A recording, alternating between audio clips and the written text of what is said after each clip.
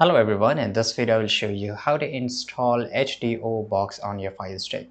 So the first thing you have to do, please launch your search from the main menu on your Fire Stick or Fire TV, or search the app on Google Play or Android TV and install the app, which is called Downloader.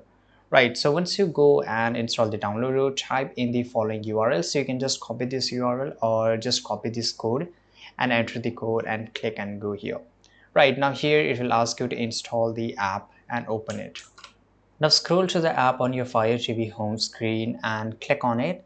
Tap on Downloader from the app choices here.